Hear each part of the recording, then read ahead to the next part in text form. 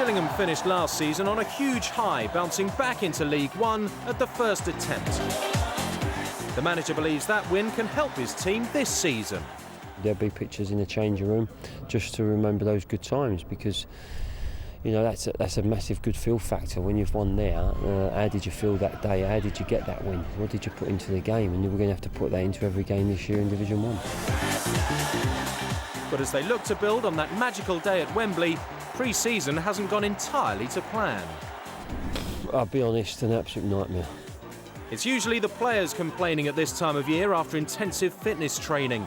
But while pre-season performances on the pitch have been pretty good, virtually every friendly has come at a cost. The season starts with 3 games in 8 days, and the Gills could be without 4 or 5 key players.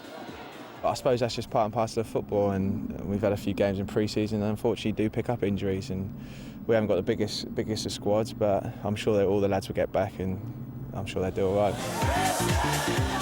Gillingham do have a few new faces to slot in.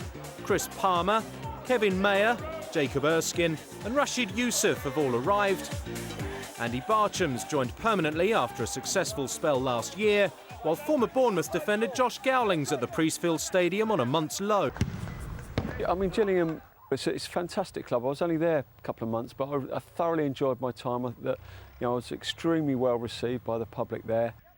A fantastic year last year. To go through the playoffs is brilliant. You wouldn't want it any other way. It's a tough division. They're going to be one of the smaller clubs in this division, there's no doubt about it. But they're used to punching their weight at this level, and you'd like to think that they'd be able to do that again.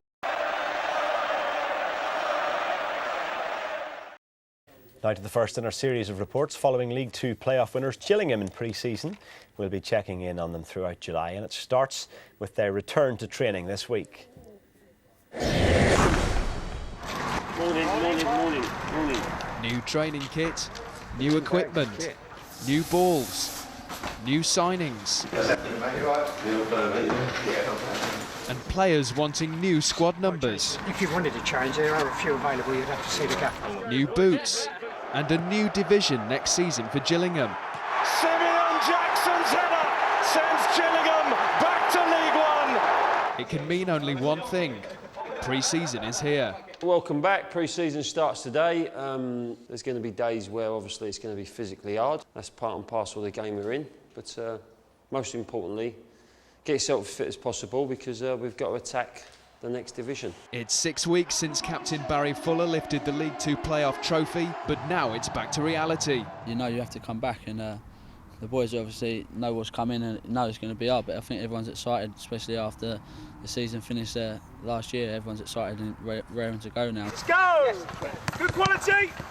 Manager Mark Stimson has decided to gradually build up the intensity of training as they prepare for their first friendly in a week's time. Good lad, well done Curtis West, lovely feet Kurt. It's like you've never been away. But that's not to say there's no hard work yet.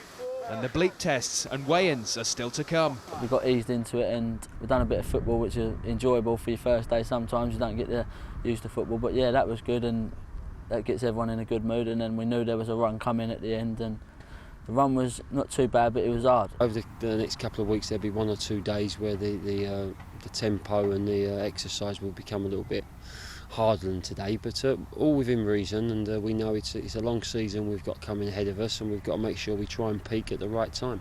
And after the session, an ice bath in a wheelie bin to cool off.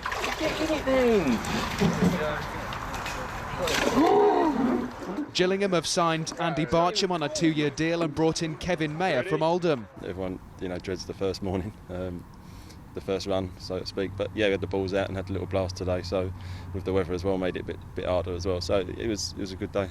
We're looking to try and bring in 3 probably permanent signings, and after that we might have to go down the loan route and maybe get another 1 or 2 there. Back at the club there's another new signing, and it's a welcome sit down for veteran keeper Simon Royce with his new contract. Right, Simon, you're all signed up for next season, and how does that feel? Yeah, good. Obviously we started pre-season training today, and I wanted to get things sorted out. I didn't want to be a week, 2 weeks into pre-season training. It's not been sorted, but thankfully I've signed it now, and we can crack on. And there are 2 new kits to model, plus on one of the hottest days of the year, a new tracksuit. Now where's that ice bath when you need it? Jonathan Oakes, Sky Sports. Ball down and play. Fitness is very important, but also now your standards. Set your own standard and, like we always say, enjoy it. These players returned to training just over a week ago, and Mark Stimson's main priority was to get through this game with no injuries. Does the result matter today? No, not at all. We're quite fortunate, you know, the next 8 or 10 games we got, results won't mean anything. OK, Mark, we'd like to thank you for coming down on behalf of Folkestone Supporters Club. Gillingham were keen to help out an ailing non-league club, but Stimson might not have felt so charitable when Folkestone nearly took the lead. But soon Gillingham would make them pay, youth player Luke Rooney making a name for himself.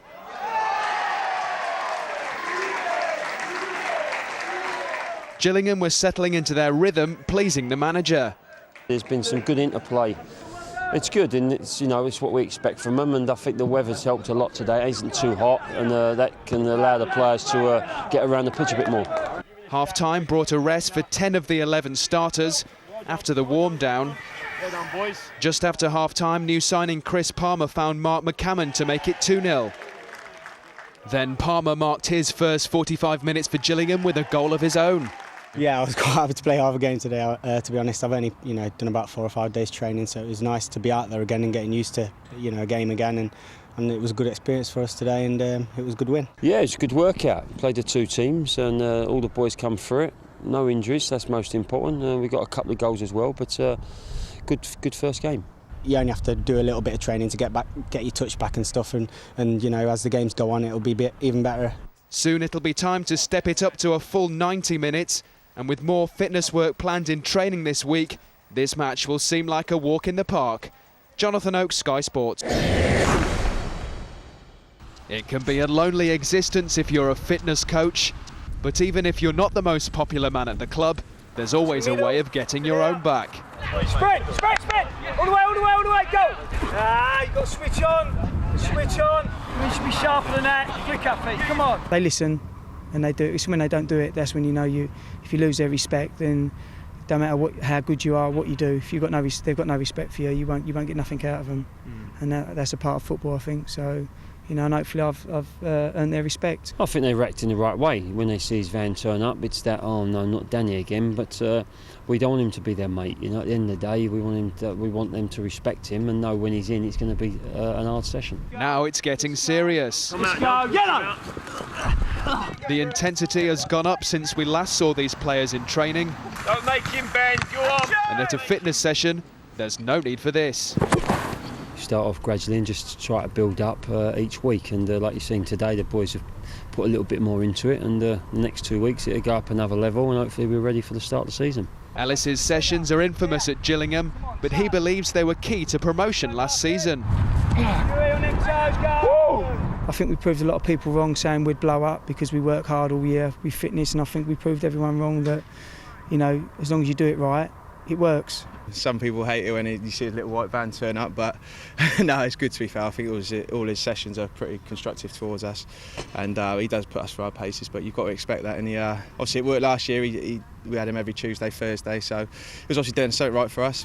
Gillingham lost at Welling at the weekend, and now Stimson will end his policy of giving his players 45 minutes each in friendlies. From now on, it's the full 90. You can see with the sessions the boys have done, they're near enough working to a maximum. We've still got a few games to play, and hopefully they top up their fitness in those games. Not over to the fat lady sings, mate. Not over to the fat lady sings. Come on, Benno. One player who may be relieved to have missed training. Hi, Josh. Welcome aboard, son. Good luck. New loan arrival Josh Gowling, who was busy signing his contract. I don't like running if I'm honest, but no, I mean it's pre-season. Every footballer knows, they come in, it's going to be hard. Been at Carlisle, we're running twice a day, so morning and afternoon. So you've got to do it, but it puts you in good stead for the rest of the season. So if you've got to do it, you've got to do it. Gowling and his new teammates will just be hoping the fitness coach's van doesn't follow them this weekend when they escape for a tour of northern France. Jonathan Oakes, Sky Sports. Now to the final part of our series following Gillingham in pre-season throughout July. The team have been fine-tuning their preparations for life in League One with a tour of France, and we went along for the ride. Le Touquet, northern France. Perhaps not a typical destination for footballers, but for one weekend, Gillingham were in town. Different country, same routine for Gillingham's players. And for manager Mark Stimpson, it was all about working hard, playing hard. When the chairman asked me and we popped over and see the facility, I thought it was top draw. So I said straight away I'd like to come for a few days. We could have gone to an Ibiza, an Ayia Napa, and maybe there's a lot of other distractions for the younger boys in the team, but this is perfect. Back at the team hotel, time for some rest and relaxation. And a chance to relive last season's playoff final triumph. A corner for Gillingham, a header and in! It's obviously a great feeling, and it gets that spirit in the camp that everyone's confidence, and we achieved what we wanted to achieve last season, and now watching things like that just before the start of the season, feel you never know, you could achieve that again. Match day after the players adhered to a 10:30 curfew the night before. If the boys do the business today in the game and put the work in, they'll be allowed to have an evening free as such. So last night was important just to get the discipline in, because like I say, the season's not too far away now. We don't go around knocking on the door and make sure they're in their beds. We just say our time and hopefully they take that on board. Then a trip up the coast for the match against Calais. And not only is Stimpson the team coach, he's also the team coach driver. Pick the team, drive the bus, but luckily enough don't have to play anymore. That's what the boys said anyway. All right now, guys, getting tuned in. Take your work done. Nice stadium. Stimpson's main priority to avoid injuries was dashed after this tackle on Dennis Ollie. Mark McCammon might have won it for Gillingham before another not-so-friendly challenge on Chris Palmer. That's the gamble you take when you play pre-season friendlies. You have to play them to get your match fitness up and sharpness, but sometimes you're always borderline of picking up injuries. Obviously there's an injury to Dennis now, and that's bad news, because some of the challenges were pretty bad as well, and the referee, we couldn't really talk to him because he couldn't understand us, and that's frustrating. Players will be let out tonight. We just said there, enjoy yourself, but don't forget what you are. You're a professional football player. Respect the building you're in and also buildings where you're going, and there'll be an activity tomorrow. A bright start to the new day. In town, all's quiet. At the team hotel, Gillingham's version of the French Open. Perhaps it's best to stick to the football after all. Next up, cycling. It's not often you see the chairman modelling the club's new away kit, but Paul Scally is no ordinary chairman. Well, I've just finished 18 days on the road doing the Tour de France, and I broke off from the last day, the final stages. Got the yellow jersey, of course, and joined the team here in Le Touquet, which has been magnificent. Fair play to him, you can see he's hands-on, isn't he? He wants to get involved. Yeah, he likes to be part of it, the chairman, to be fair, and that's all good for the spirit. Got quite a close-knit group now, and if he wants to dress up and give us a bit of a laugh, that's fine by us, yeah. But the chairman was nowhere to be seen when the players set off around town. The tour cost €10,000 overall, and the manager thinks it was well worth it. I think the bonding's important, like I spoke about before, and I think we've definitely gained that, and hopefully it puts in good stead for a season in Division 1. Now Gillingham's focus is on leaving Swindon in their wake when the big kick-off comes on August the 8th. Jonathan Oakes, Sky Sports.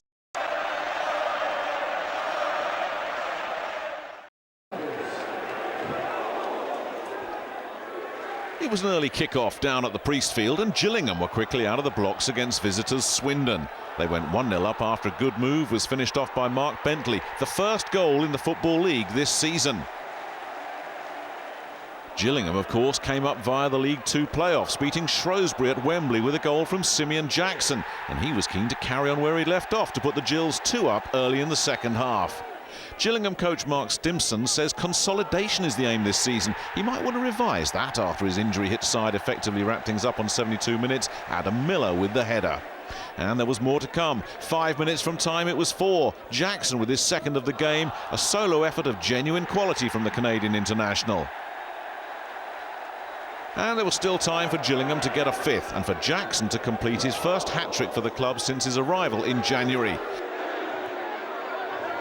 A wonderful start for the Gills, but Swindon boss Danny Wilson might have his work cut out this year.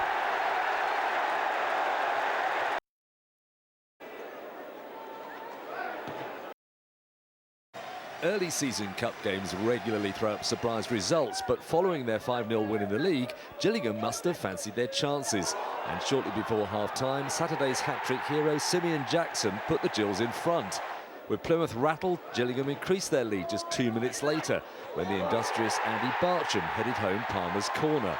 Shortly after the break, Plymouth pulled a goal back, when Luke Summerfield scored from a free kick, but the Gills held on to record a very satisfying victory. Full credit to our team. I think they were outstanding again tonight, and I think the atmosphere, it wasn't as big as crowd as Saturday, but I tell you what, the noise for me was so much louder, and I think people appreciate now what the boys are trying to do. Tranmere fans have had value for money this week. 4 goals against Grimsby on Tuesday, and Ian Thomas-Moore on target after just 5 minutes against Gillingham. The Kent clubs made a free-scoring start to the season too, so it wasn't entirely surprising that midfielder Curtis Weston soon had them back on terms. All very promising, and the second half was an absolute cracker from the moment John Welsh took aim from the edge of the box. Rovers back in front, but not for long. Andy Barcham got Gillingham's midweek cup winner against Plymouth and made it 2-2 just 9 minutes after the break. The Gills proving a tough nut to crack.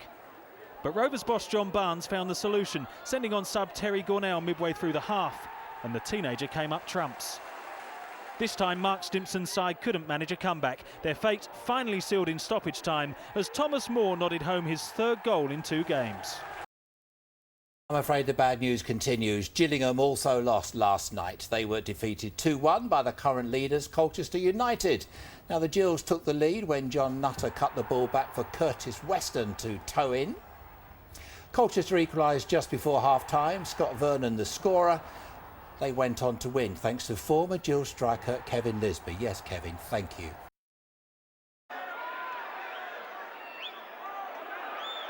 Since beating Swindon 5-0 on opening day, Gillingham's league form has declined. This was their 3rd defeat in a row, although Simeon Jackson went close. Pool's manager Chris Turner says James Brown, who's returning from a serious knee injury, isn't totally fit yet. Goodness only knows what he'll do when he's fully healthy. That 65th minute beauty, a worthy match winner. Good enough for Hartlepool's first league victory of the campaign.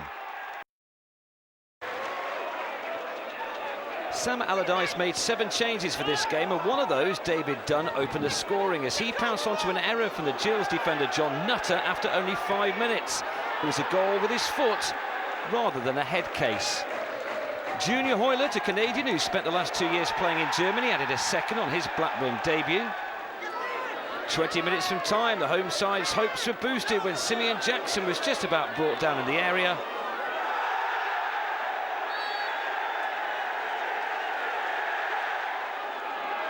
And the same player stepped up to score from the spot to give Big Sam a chance to taste his nails again. But Morten Gamst Pedersen ended any hopes of a comeback by the League One side as he scored direct from a corner. A bit ferocious at times in the first half, some of the challenges, but we probably expected that because we really committed the side, you know, and so we told the players to make sure they look after themselves and, you know, get themselves out of the way and try to keep playing the football, and the good thing from our point of view was we got the goal. Some goalless draws are nail-biting thrillers. This wasn't one of them. Neither side had won since opening day, and neither looked likely to here. Mark McCammon pushed the ball in with his hand early on, not that anyone was fooled. Walsall's best chance was probably this Sam Parkin effort, which was deflected wide. One of those matches where the final whistle puts everyone out of their misery.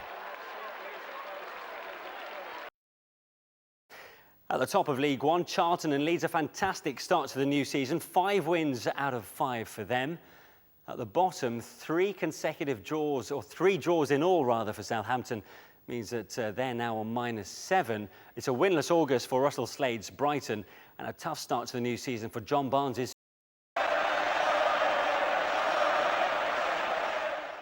Gillingham left it late to scrape through to round 2 of the Johnston's Paint Trophy last night. They held their nerve to beat Colchester 4-3 in a penalty shootout after the game ended in a 1-1 draw, as Catherine Downs reports.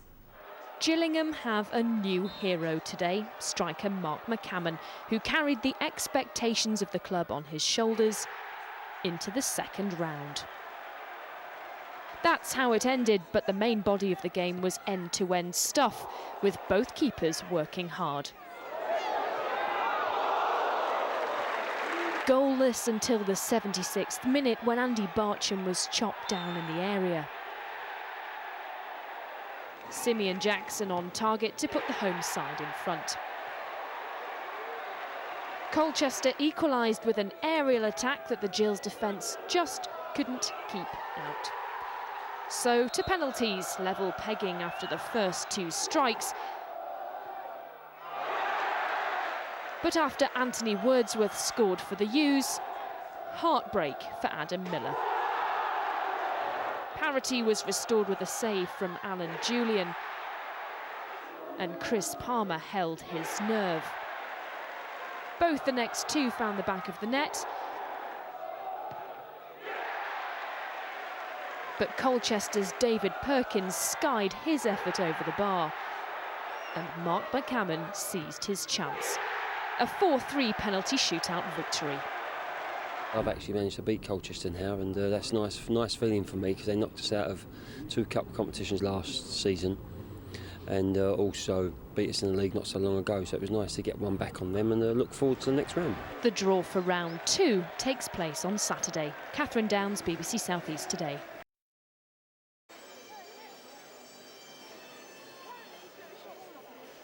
Gillingham have turned their fortunes around in the past 5 days. They ended a run of 5 games without a win, including 4 straight defeats, by knocking Colchester out of the Johnstone's Paint Trophy in midweek. And when Barry Fuller was brought down inside the area by striker Marcus Stewart, of all people, Simeon Jackson, who scored a penalty against Colchester and another in the deciding shootout, knew exactly what to do this time to dispatch the spot kick. Andy Barcham nearly added a second as he beat Dane Oscar Janssen on his debut, but not the crossbar. A minute into the second half and Gillingham were handed another gift. Jackson again nipping in after Richard Duffy's poor back pass to take his tally for the season to 7 already. Gillingham's first win since the opening day was sealed with 12 minutes remaining. John Nutter's cross was finished expertly by sub Luke Rooney 5 minutes into his league debut. Jackson was denied a hat-trick near the end, but this was a timely Gillingham win, with League One big guns Leeds, Millwall, Norwich and Southampton all to come in the next month.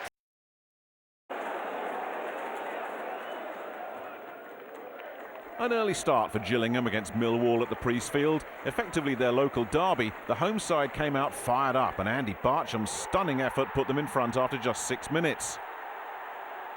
Gillingham are playing with the confidence of a side unbeaten in their last 3 and were desperately unlucky not to score from this wonderful move. Curtis Weston just a whisker wide.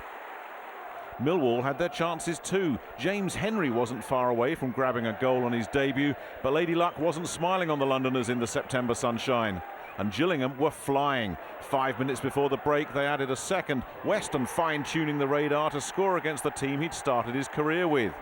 Winless in 6 and with a long injury list, little is going right for the Lions these days. Steve Morrison, the next one to rue his misfortune. After a pulsating first 45 minutes, the second was more sedate. Simeon Jackson came within inches of getting a third for Gillingham, but with or without it, the improving Kent side were excellent value for their win. First 45 minutes, I think it's the best I've seen the team play since I've been here. I thought we had a lot of movement, tremendous pace, and created a few chances, and if anything could have been more than 2 up, but we'll take that every home game, being 2-0 up, kicking towards our own supporters, and it was important we come out second half and try to maintain that level, but you always know in the back of your mind you ain't going to be able to do that, because it was.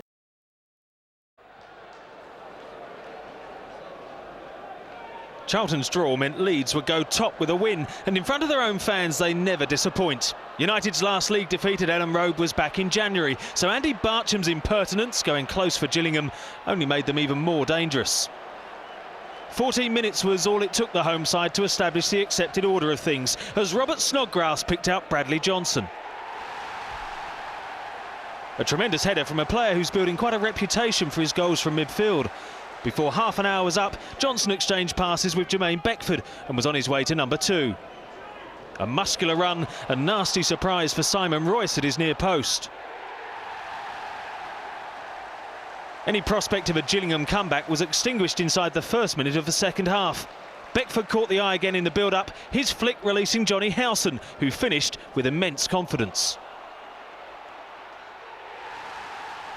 About time you'd have thought for Beckford to grab one himself. Joined by Johnson as the club's top scorer on 5 goals, he was only inches from going clear again in the scoring stakes. It says something for Leeds' strength that Gillingham were in so much trouble. The Kent club have been in good form themselves, 3 league games unbeaten without conceding. Barcham showed they still believed. But Leeds made it to the final 10 minutes without suffering any more damage, and Beckford nabbed that 6th of the season when Mickey Doyle's shot came back off the bar. The leader's home record is frightening, 15 successive league wins.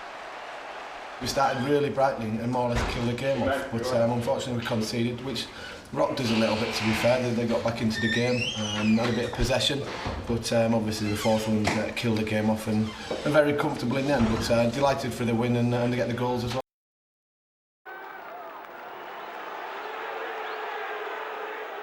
Norwich were well on top at Priestfield until Simeon Jackson's clever flick released Curtis Weston, and Fraser Forster's challenge changed the complexion of the match. The keeper received a straight red 11 minutes before half-time and presented Jackson with the perfect opportunity to give his burgeoning reputation another boost. The striker's 9th of the season gave Forster's replacement Declan Rudd no chance at all. Norwich left their response late, so late that even Rudd was racing up to join the attack. Adam Drury's corner found Grant Holt, whose header clipped the bar and dropped just right for Darryl Russell. 7 minutes into stoppage time, the 10 men had pinched a point. To the top of League One then, top 7, they're all unchanged in fact. Leeds on 25 points, 2 points ahead of Charlton. Bristol Rovers, MK Dons, Colchester and Huddersfield, none of those 4 sides won today. The bottom 4 all drew, by the way. Southampton now on -1. Then it's on Tranmere with 4 points, followed by Wickham on 6 and Brighton.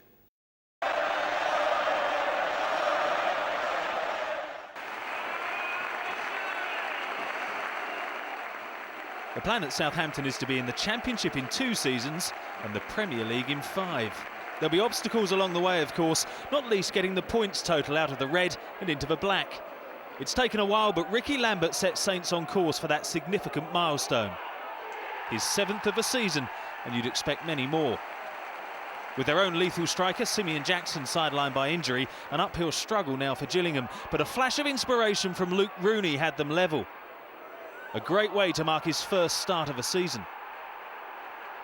Southampton, who led twice against Bristol Rovers midweek but still lost, were adamant it wouldn't happen again.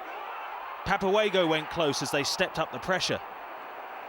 And there were more gasps around St Mary's as 18-year-old Jacob Mellis, on loan from Chelsea, was just inches from his first senior goal. Saints boss Alan Pardew said this week he'd still like another loan signing to boost his scoring options. Papawago, borrowed from Fiorentina, sent a message to the manager that he'd like to keep the shirt. 2 in 2 for the Senegalese striker. And then there's the homegrown talent to consider. Adam Lallana, who came through the ranks, soon added his 5th of the season. So Southampton in control at half-time and basking in the glow of potentially having points on the board. They continued to press just to make sure. Simon Royce tipping over Lambert's free kick.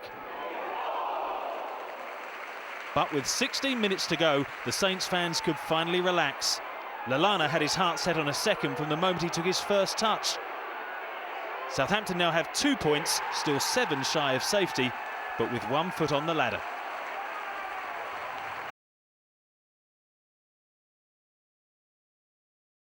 Meanwhile, Gillingham's dreams of going to Wembley in the Johnson's Paint Trophy are over for another season.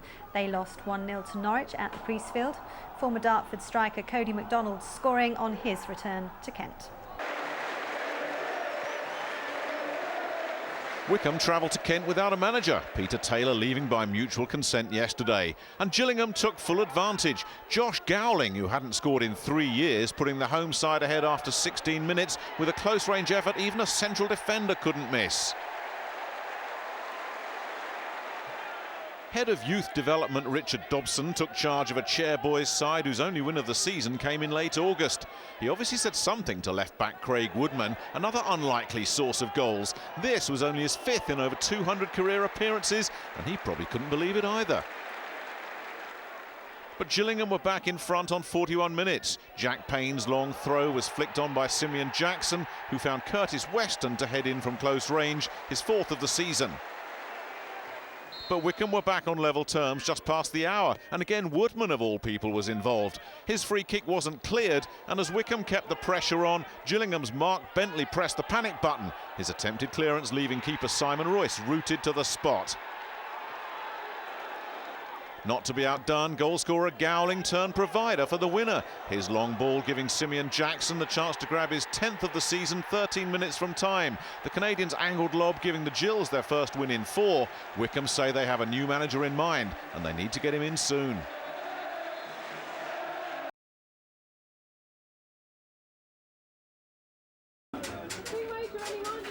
There was a real sense of expectation before last night's game, but it was almost impossible to predict the outcome before kick-off. Brighton struggled to win at home, while Gillingham have a hopeless away record. But it was the Albion that settled the quicker, and Elliot Bennett's great run was ended by a desperate tackle from Adam Miller. Bennett picked himself up and put the Albion ahead with a brilliant free kick.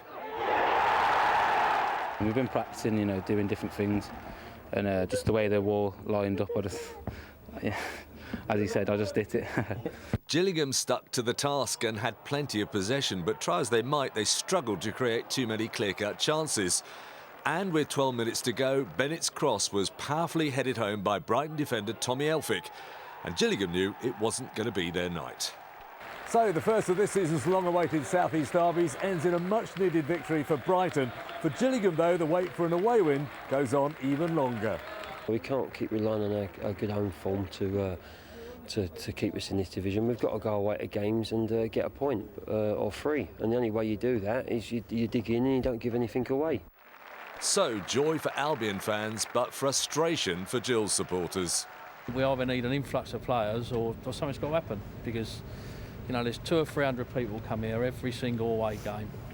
And they're just had enough. It just can't continually go on and on and on. It just can't. No one's willing to have a shot. It just looks, you know, a bit makeshift. And it doesn't look like our away form's going to improve at all. So got a few more losses on the cards coming up.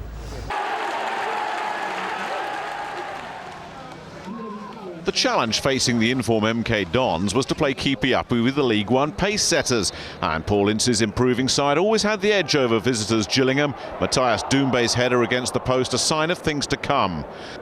The breakthrough came just past the hour. It goes in the book as Jermaine Easter's 10th goal of the season, but it owed much to the persistence and vision of Jason Puncheon, whose run gave the Welsh international a simple tap-in.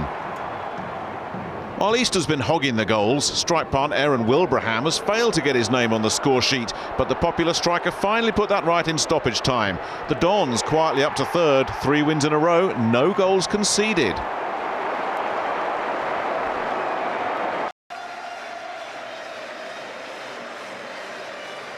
A grudge match for Gillingham, who've never liked Charlton delving deep into Kent in search of new supporters.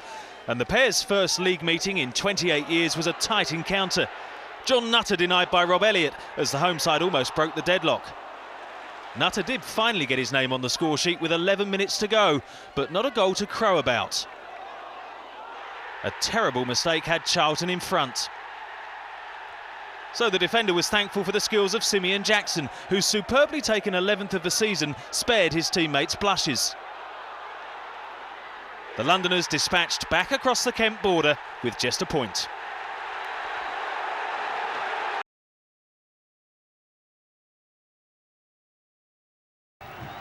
Nearly 8,000 in Roots Hall for this one. That'll please both chairman and the accountants. And they saw an even game.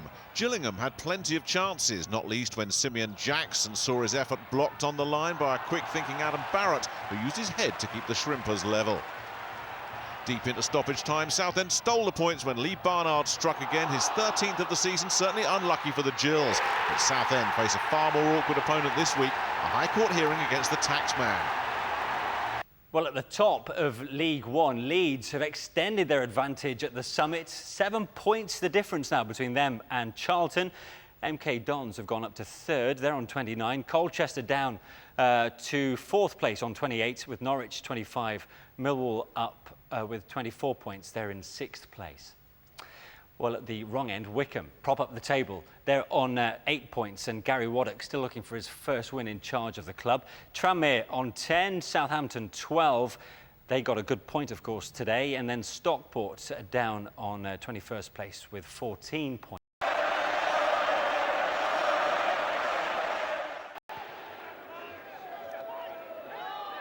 An immediate chance for revenge for Gillingham, who lost at Southend only last week. Curtis Weston put them in front at the Priestfield Stadium. Next on the score sheet was Fabian Brandy, drinking in the adulation on his debut. Their progression to round 2 was secured by Mark Bentley. He spent more than 2 years on Southend's books, but showed them no mercy.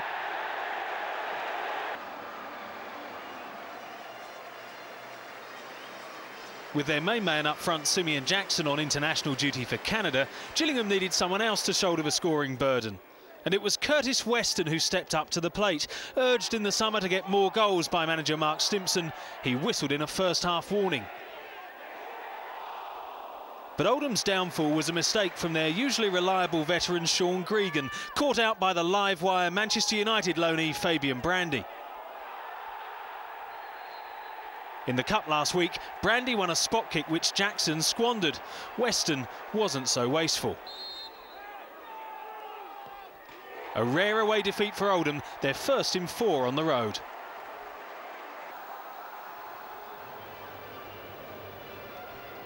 Anyone expecting a hat-trick at the Memorial Ground would have been in for a disappointment, but Bristol Rovers continued their rehabilitation with victory over the side with the worst away record in League One.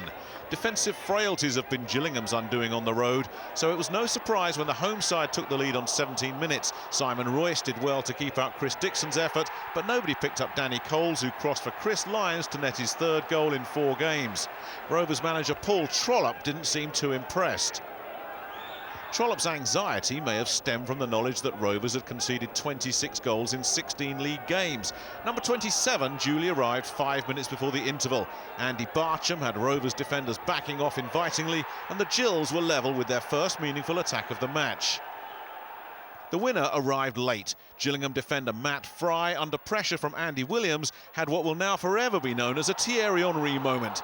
Had it been in Paris, he might have got away with it, but referee Carl Evans was having none of it. Jeff Hughes did the necessary from the spot with 9 minutes remaining. Gillingham still with just a single point to show for their travels. When you've already put 11 goals into the net, confidence is sky high, which is perhaps why Simeon Jackson notched up his cheeky dozen like a striker at the top of his powers.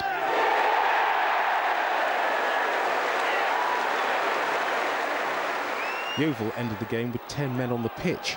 Jean-Paul Kalala's high kick hinting at a career in martial arts. It remained 1-0. 3 points leaves the Gills just below mid-table. Where they are, Leeds United. Leeds and Charlton remain 1 and 2. Leeds 6 point clear. Huddersfield dropped to 5th following defeat at Swindon. At the other end, Wycombe moved from bottom to 22nd after back-to-back wins. Southampton is still 1 point from getting out of the bottom 4 after their 3-1 win over Hartlepool. Three straight home wins suggested Gillingham's first ever meeting with Burton would go well, and they certainly started brightly. Shane Redmond a busy brewer to deny Simeon Jackson and Stuart Lewis after 3 minutes. But in the end, Gillingham progressed thanks to a player with a current claim on Cup history. Curtis Weston remains the youngest finalist from his appearance for Millwall 5 years ago.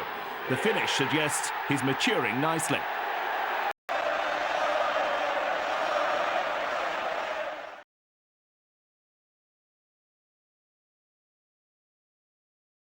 No club in the entire Football League has a worse away record than Gillingham this season. The Gills weren't helped by the traffic in London last night, though. At 7 o'clock, they had just 7 players, but the ref refused to delay the game, and when manager Mark Stimson initially named his team, it included a reserve goalkeeper playing up front.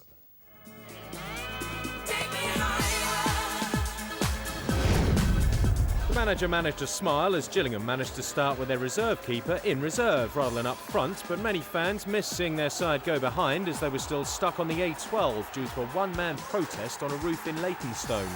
The Gills managed to pull level through Curtis Weston despite two first-choice players starting on the bench because of the delay, while they all had to wear the home side's away shirts as their own kit was also late. Two more goals followed to confirm a miserable night ended with a 9th defeat in 10 away games.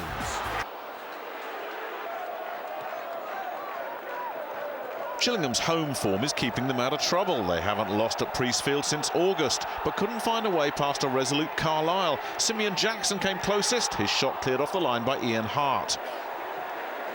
Carlisle had won 3 in a row, and it would have been 4 had Hart's late free kick not been repelled by Simon Royce. This one finished goalless.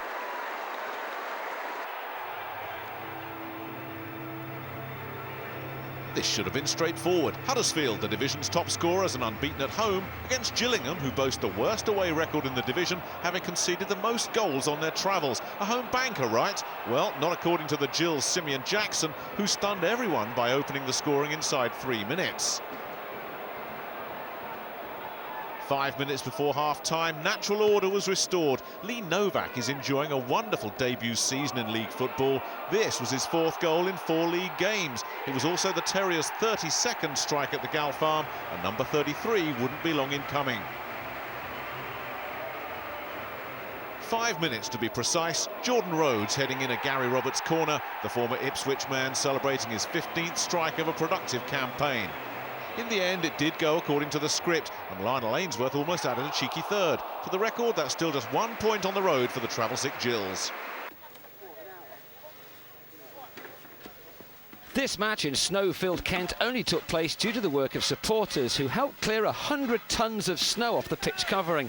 The club showed their Christmas spirit too. Those who helped get the game on were able to watch the match for free. Those home supporters were then rewarded for their efforts when Dennis Oley scored in spectacular fashion for his first goal in 26 appearances. His snowbound celebration, though, was a little less athletic. Stockport were missing 2 first-choice defenders through injury, with another, Michael Rose, playing through the pain of a hernia, and so they might have expected a 9th straight defeat.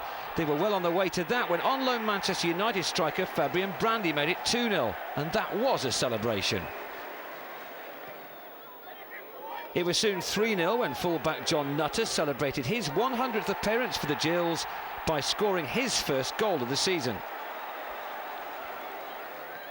It was damage limitation after the break for the visitors. Rose's long-range shot avoided everyone to give the few Stockport fans who braved the weather something to cheer about. We knew it was going to be a difficult game today with the conditions, but all credit must go to the supporters who turned up yesterday and this morning to help the ground staff here get the game to go ahead, because they've worked around the... Gillingham's impressive home form is keeping them out of trouble. They were unbeaten at Priestfield since August, but Brentford pinched all 3 points in a bad-tempered affair when Ben Strevens forced the ball home 3 minutes before the break, with the visitors' only shot on target of the half. Gillingham were a man down 5 minutes after the break. Josh Gowling, fresh from a 2-match ban and having already been booked in this one, taking out Charlie McDonald. 15 minutes later, McDonald was culprit rather than victim, clattering into Tom Winter. A second yellow meant both teams were down to 10 men. Gillingham deserved more than a post-Christmas hangover for their efforts, but came up empty-handed. Curtis Weston beat keeper Lewis Price, only to see the ball hacked to safety. Exeter probably look forward to entertaining Gillingham, who've managed just a solitary point on the road all season. But League One's sickliest travellers almost took a first-half lead. Rashid Yusuf's header repelled by Paul Jones. The Grecians were much improved in the second half, and Marcus Stewart was close to opening the scoring, only to be denied by a fine stop from Gills keeper Alan Julian. But a breakthrough was inevitable, and when you haven't scored for more than 5 years, you'll take a goal any way you can get it. Richard Duffy's shot took a cruel deflection, but it had them dancing with delight down in Devon.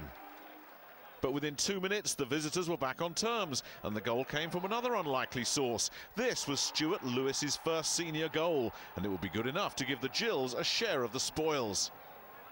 But only just. Substitute Stuart Fleetwood almost conjured something out of nothing, but both sides had to content themselves with a point. League One, Top Leeds have been there since September the 19th. They have an 8-point advantage over Charlton and a game in hand. They lead Norwich in third by 11 points. Leeds have the best defence, just 13 conceded. Norwich the best attack, 50 goals now scored. Stockport are bottom, 10 points adrift of safety, with the worst goal difference, -26, and the worst defence, conceding 47. Brighton came out of the bottom four over Christmas on goals scored. Leyton Orient dropped in.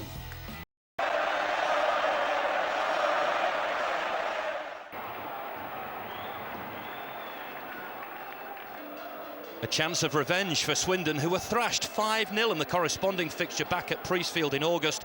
Swindon's front pairing of Billy Painter and Charlie Austin continues to bear fruit, and with half-time approaching, Austin swivelled neatly to notch his 8th goal in as many games. The 20-year-old is making quite an impression. The Gills are the only side in League One without an away win, and just after the break, Scott Cuthbert sent them tumbling to their 11th defeat on the road, heading in JP McGovern's corner. Vincent Perricard's arrival this week has increased Danny Wilson's attacking options, and the former Portsmouth and Stoke striker earned his new club a penalty, although the contact from Mark Bentley looked minimal. Top scorer Painter put the result beyond any doubt from the spot, his 13th of the season. Gillingham, who barely threatened throughout, did get one back through Chris Palmer's late drive after a neatly worked corner, but an important win for Swindon, who are right in the mix after their 5th straight home win.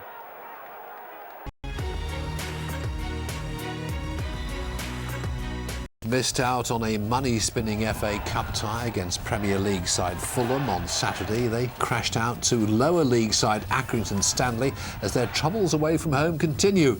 The Gills have lost 11 out of 13 league games on the road this season. Goal from John Miles there in the final 10 minutes last night put the hosts through to round 4. Having leaked 12 goals in their last 2 games, Colchester will see this goalless draw as a moral victory. Gillingham are more than useful at home, but they couldn't find a way past Colchester keeper Ben Williams, who first foiled Luke Rooney and then somehow kept out a close-range stab from Rene Howe with a smart reflex save.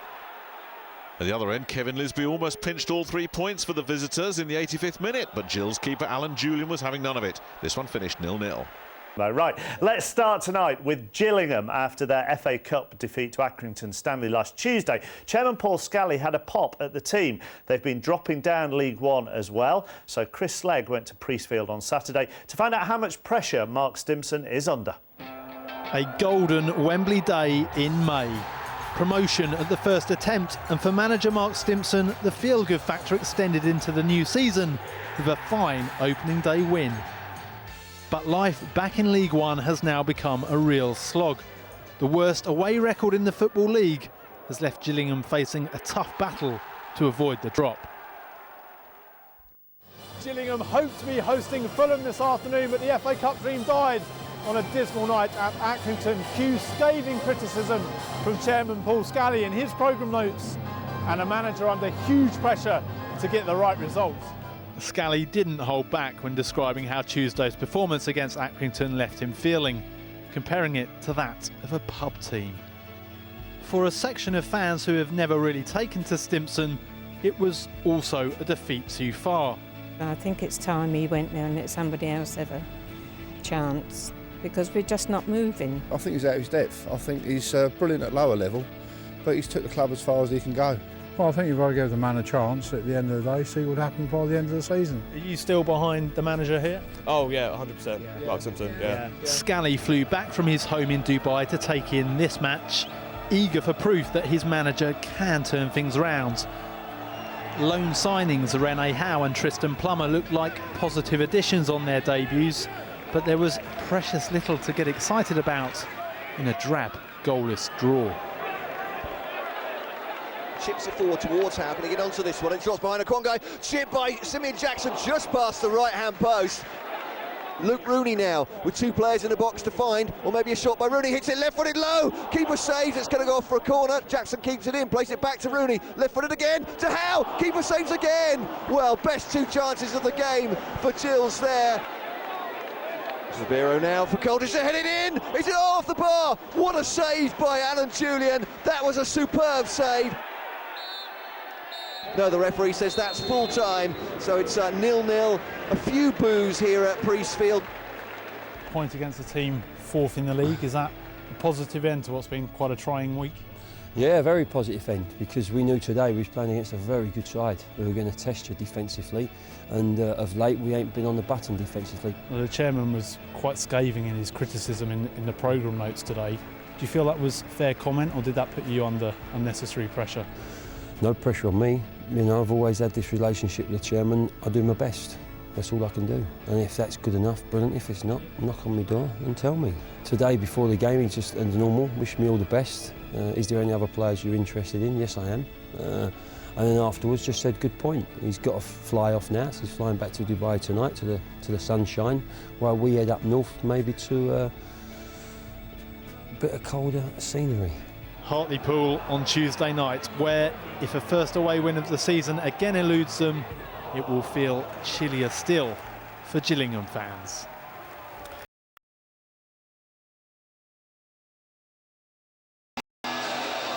Gillingham haven't managed an away win all season, but last night they almost broke the shackles. The jousting started when Simeon Jackson's one-on-one with Hartlepool's keeper almost gave them the lead. Then Hartlepool gave Gillingham a scare. But finally, in the 70th minute, Rene Howe's cross allowed Jackson to head home. But the Gills couldn't hold on. 9 minutes later, Hartlepool hit back. 1-1 the score, with Gillingham hovering above the relegation. The omens weren't promising for this one. Back in August, the match in the Midlands finished goalless, though it took a superb double save from Gillingham keeper Alan Julian to stop Walsall breaking the deadlock this time. There was a similar second-half scare for Clayton Ince after Gillingham's Andy Barcham set his heart on reaching the byline. The keeper's instincts prevented Mark Bentley from netting the rebound. Another stalemate, both clubs without a league win in 6. Into League One, Norwich and Leeds pull away from the chasing pack. They're 5 points ahead of Charlton, who along with Colchester and Swindon all dropped points. Wins for Millwall and Huddersfield, though, keep the heat on the teams above them. Well, of all the sides in the bottom half, Wycombe were the only side that won on Saturday. Their win at Bristol Rovers means they're 5 points.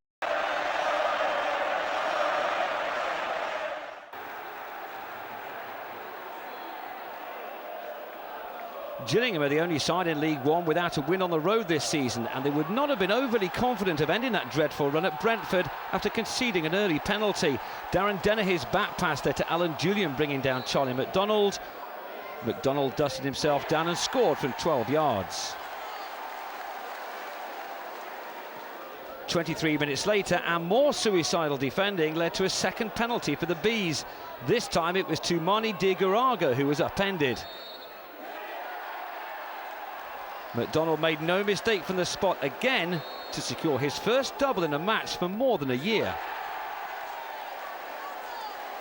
Gillingham have picked up only 3 points on the road all season and have conceded more goals on their travels than any other side in the division. Miles Weston was the latest to take advantage of their generous defence as he netted his 8th goal of the campaign, the 34th goal conceded on the road by the Gills. It was a case of damage limitation in the second half, but Gillingham's away woes continued as Brentford added a 4th. In an afternoon of Keystone Cops defending, Weston's shot struck the post before rebounding off the goalkeeper and into the goal.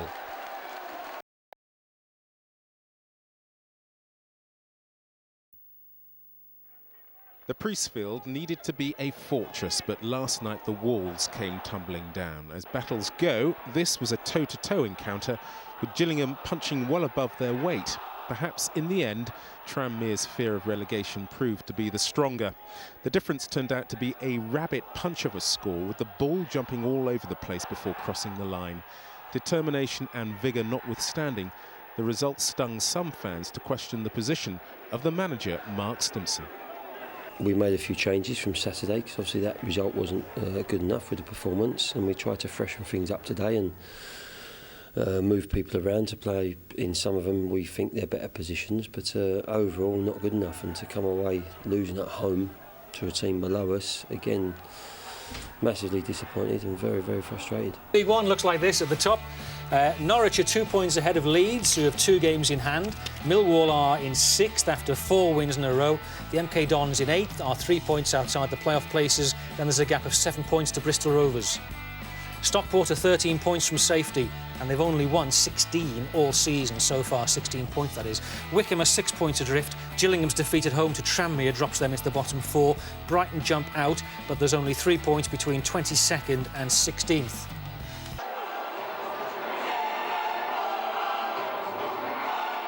Gillingham remain the only club in League One without an away win, but this could prove to be a crucial point in their fight for survival. In a game of few chances, Curtis Weston came close to a Gills opener, but the reflexes of Alex McCarthy kept him at bay. Yeovil aren't out of the woods yet either, and if they're not careful, could be dragged into the relegation scrap. Home form will be crucial. 6 of their 8 wins have all been achieved on their own patch. Nathan Smith coming close here. Hewish Park's first goalless draw in almost a year. 853, 3853.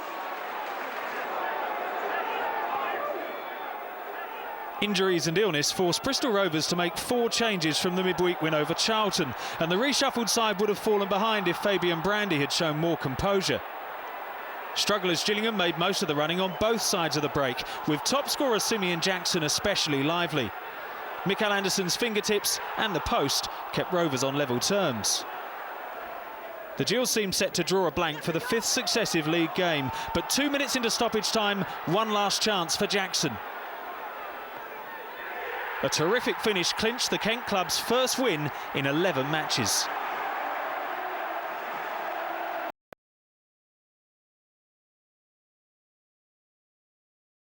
Gillingham were held 1-1 at home by Leyton Orient. The Gills went ahead. Simeon Jackson's shot was saved, but loan signing Chris Dixon pounced to slam in the rebound. Orient did manage to grab a second-half equaliser.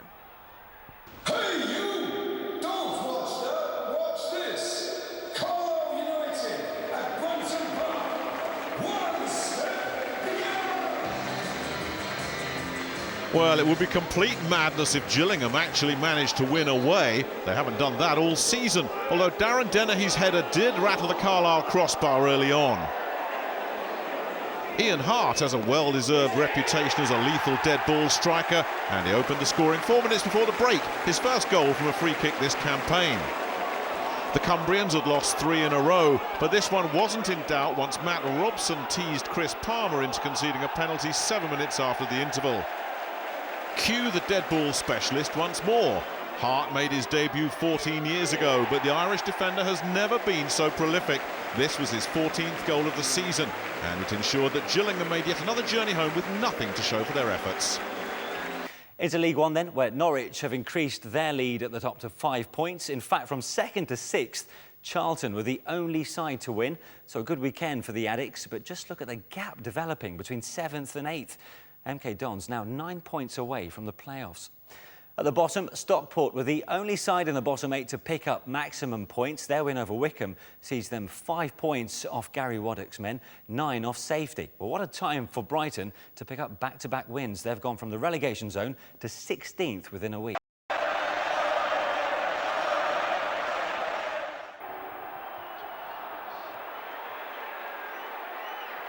February's performances have just landed Huddersfield's Lee Clark the League One Manager of the Month award.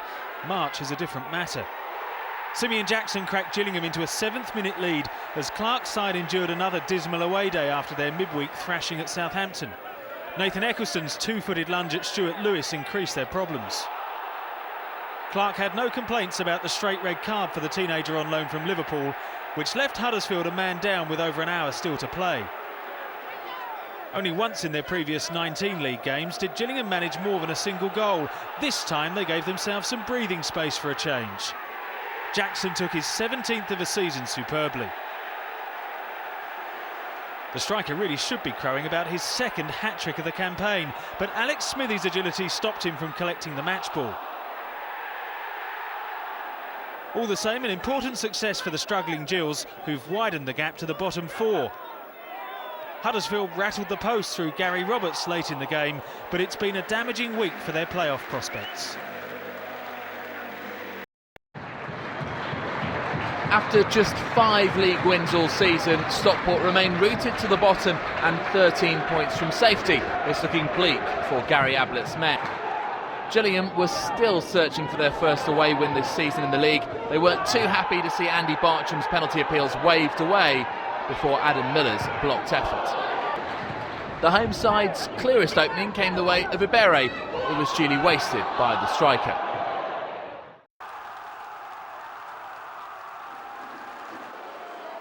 "3,000 Gillingham fans made the 30-mile trip up the A2 more in hope than expectation. The travel-sick Gills are still waiting for their first win on the road this season, and it looked like the same old story when Alan Julian allowed Fraser Richardson's speculative effort to squirm under his body to give Charlton a 31st-minute lead. The response was, quite literally, immediate. From the resumption, the visitors set about restoring parity. Dennis Ollie chested the ball into the path of Andy Bartram, and he did the rest. It was his 6th goal of the season, his first since November, and it might be his best yet. Just 5 draws from their previous 18 away encounters, but deep into first-half stoppage time, the 3,000 dared to dream. Rene Howe's persistence forced an error from keeper Rob Elliott, and Ollie pounced to put Gillingham in front. But reality returned with a thump on the hour when Reading loanee David Mooney whipped home a superb equaliser. They may have forgotten what it's like to win away, but Gillingham's gutsy draw against their nearest neighbours still probably feels like a moral victory.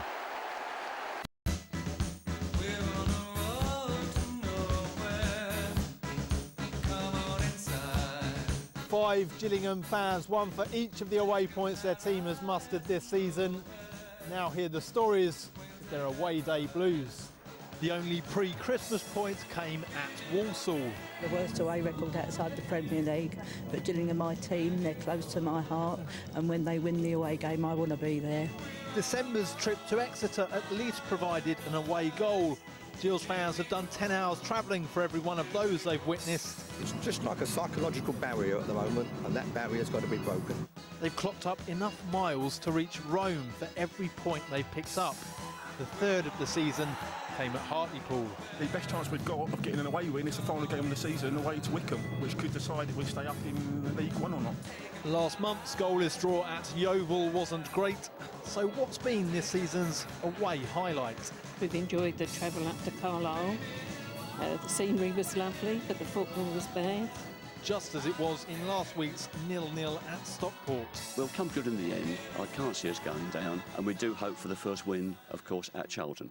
With Gillingham fans intent on enjoying their first trip to the Valley for 29 years, Charlton's just wanted to avoid the embarrassment of losing to them at home. I was kind of hoping they'd win last week at Stockport, just to kind of get that monkey off their back, but no, I'm a bit nervous. No, it should give us a good game, but we'll be too good for them. I think we just scraped home 2-1.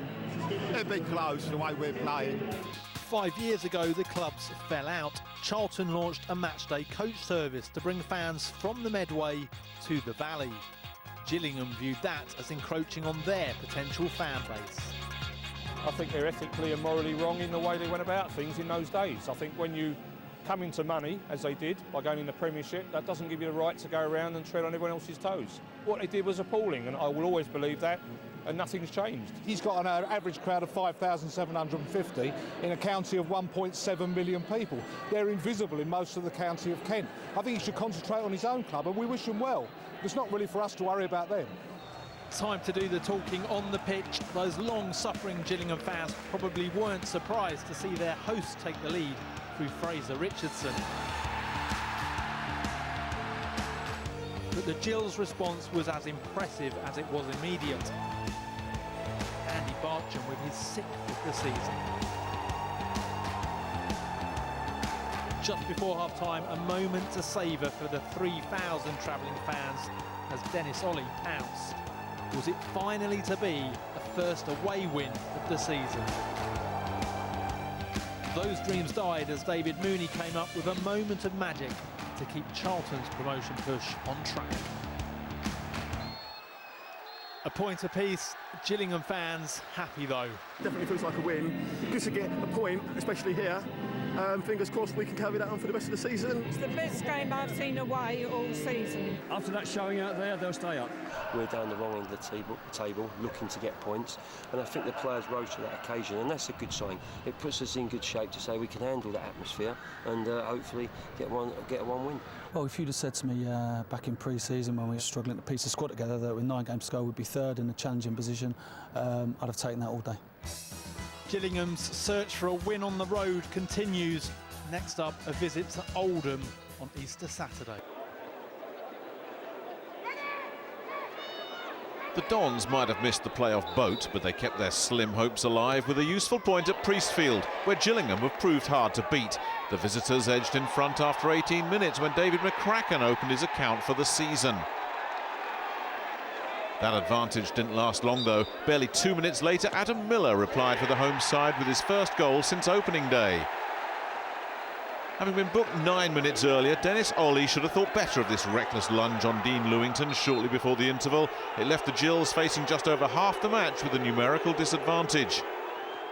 And the Dons punished them almost immediately. Jermaine Easter with his 19th of the season, 2 minutes into first half stoppage time. But the 10 men still came out of this one with something, thanks to some individual brilliance from Andy Barcham. Gillingham now unbeaten in 4, but too many draws still leaves them dangerously close to the trap door. Norwich move 11 points clear at the top of League One after that late win over Leeds, whose grip on second place is now down to goal difference. Swindon go above Charlton into 4th, and Colchester dropped more points, and they will have been relieved to see Huddersfield were also held to a draw. Well, the bottom is starting to look really interesting now, with Stockport and Wickham up against it.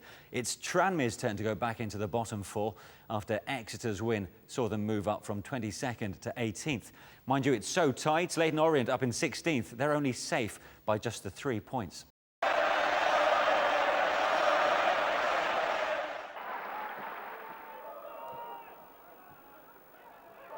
Gillingham just can't find a cure for their travel sickness, and this latest defeat against survival rivals Oldham drops them back in the danger zone.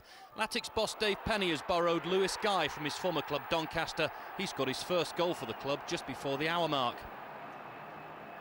Oldham, who'd lost their previous 2 matches, should have made sure of the points when leading scorer Pavel Abbott swivelled neatly, only to see his effort flash wide.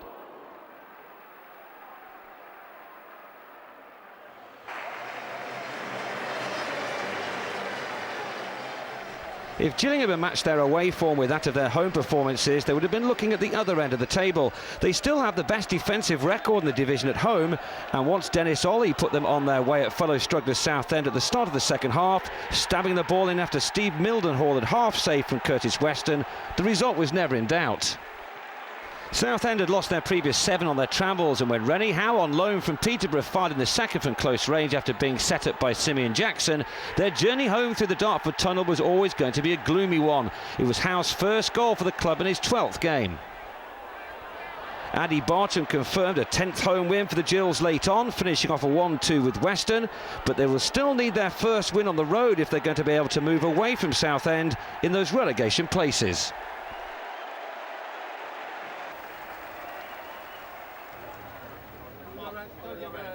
The form book pointed to only one outcome. It wasn't wrong. Millwall, boasting the joint best home record, faced a Gillingham side who remain the only team in the Football League without an away win. The Gills controlled the early exchanges, but it was the hosts who took the lead after 27 minutes through Sean Batt, his 3rd goal since arriving on loan from Peterborough.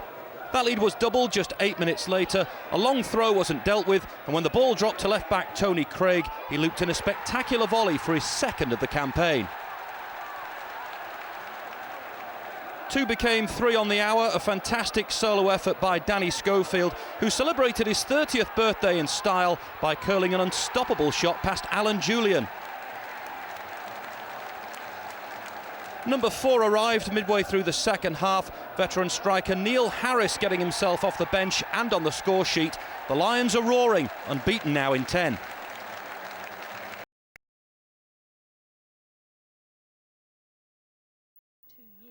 Rivalry between the Gills and the Albion has grown in recent seasons, and a crowd of nearly 8,000 knew they were in for a tense evening. But it was Brighton, without a win in 4 games, who began with a bang. Adam El Abd putting the Seagulls in front in just the 4th minute with his first goal for 2 years. Both teams then had chances, but shortly after the break, Adam Miller kept a calm head to put Gillingham back on level terms. With time running out, Gills defender Josh Gowling panicked and brought down Glenn Murray in the box. The referee had no hesitation in showing him a red card, but Alan Julian's brilliant block left Mark Stimson the happier of the two managers.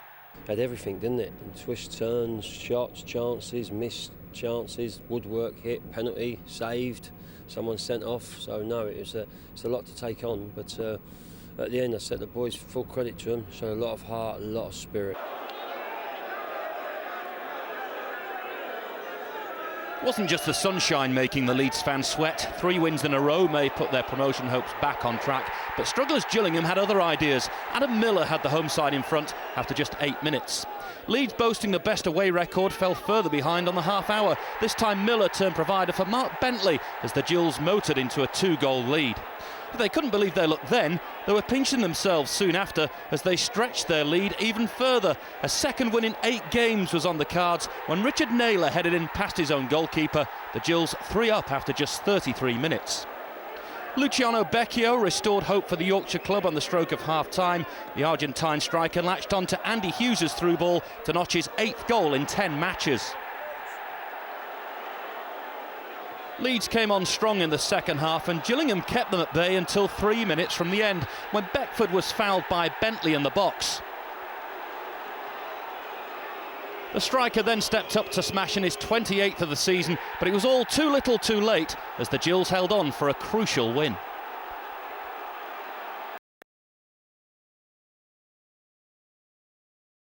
Norwich! Fun in the sun for Norwich fans, basking in the warm glow of promotion too. But the point they required to clinch the title was in jeopardy more than once.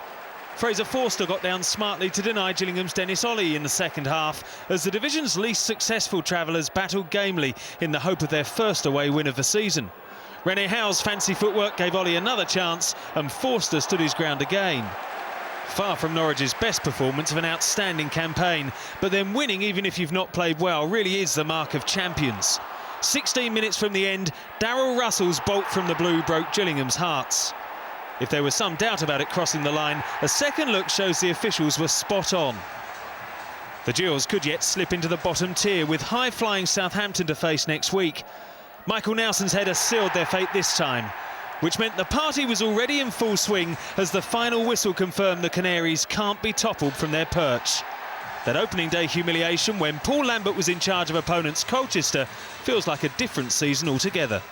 In League One, Norwich clinched the title, so congratulations to the Canaries. The race, though, is still very much on as to who finishes second, with Leeds looking favourites. Both them and Millwall won, while Swindon and Charlton could only draw, and Huddersfield will take their place in the playoffs.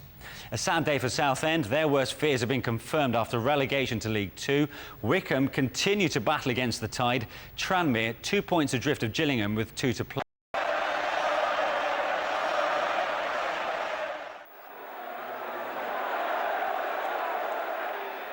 Gillingham's impressive home form has brought wins over Leeds, Swindon, Millwall and Huddersfield this season, and Southampton were on their way to being added to that list once Rene Howe put away a rebound on 19 minutes.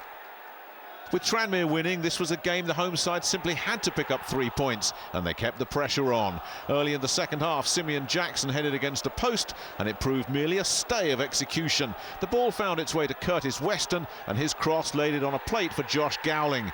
The reaction showed just what victory would mean to the Gills.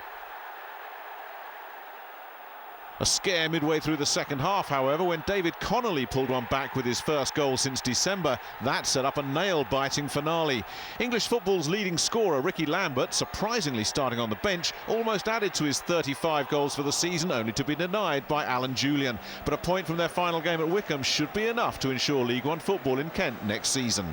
Looking at the bottom half then, Tranmere, Exeter, Gillingham all battling against the drop, maybe even a Hartlepool, as we've already mentioned. 2 of those sides will be playing already relegated sides come the final weekend. That's an intriguing well, finish. it's really finely balanced, is it? Because you've probably got on the face of it, Tranmere will go to Stockport, which is, with all due respect, is a decent game for Tranmere. Wickham have been in decent form of late.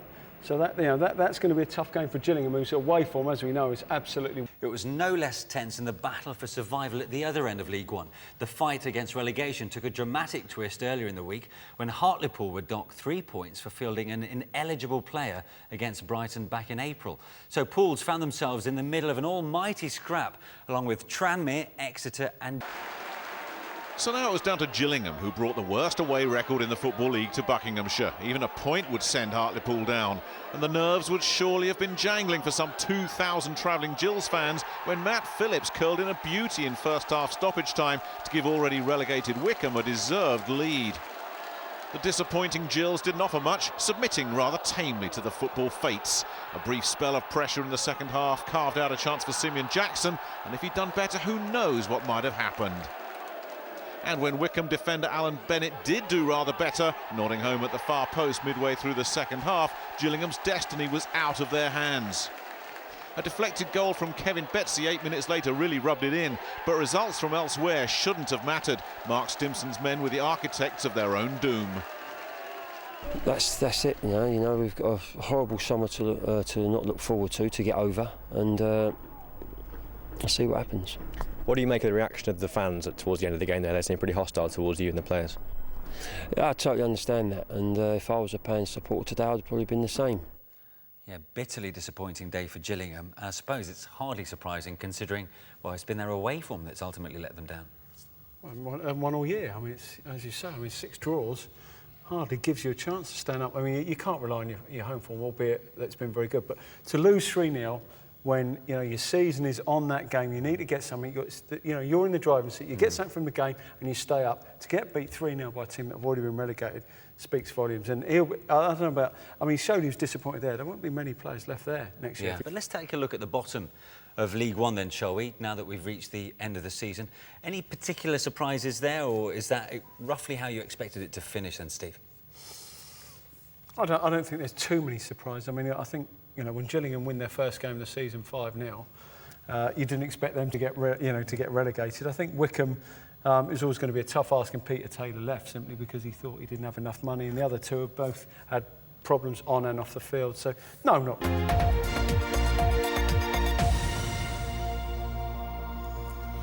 Now in football, what goes up has a tendency to come back down again. And that's what happened to Gillingham on Saturday. Less than 12 months after promotion to League One, the Gills find themselves back in League Two. And they're also now without a manager after Mark Stimpson left the club by mutual consent this morning. Neil Bell reports. Oh, how different things were just 11 months ago. The Medway Towns came out to congratulate their team, but all that optimism and hope evaporated on Saturday afternoon as the Gills' dismal away record came back to haunt them, and relegation to the Football League's bottom tier once again became a harsh reality, and with it, manager Mark Stimpson's departure. The manner in which we got relegated on Saturday and the performance away at Wickham was alarming for me, and I've troubled about it all over the weekend. I don't remember being feeling as low as I feel at the moment, because I feel I've failed. I appointed the manager, I stuck by him, I gave him the funds that he needed at every instance. We had a decent budget, and I think we've got a very good squad of players. In truth, many Gillingham supporters never really took to Mark Stimpson, and few appeared surprised at his departure today. They were doing pretty bad under his management. So you wouldn't have given him any more jobs? Nah. His position had become untenable, I think. It wasn't just Wickham, it was a series of away results. I went to quite a lot of them from January onwards and they were awful.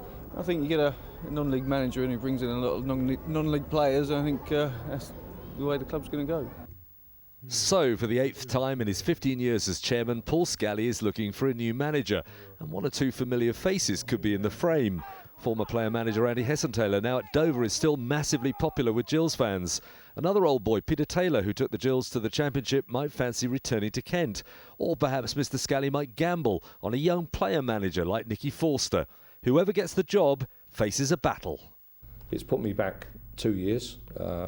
I've lots of things happening that are relevant to staying in League One.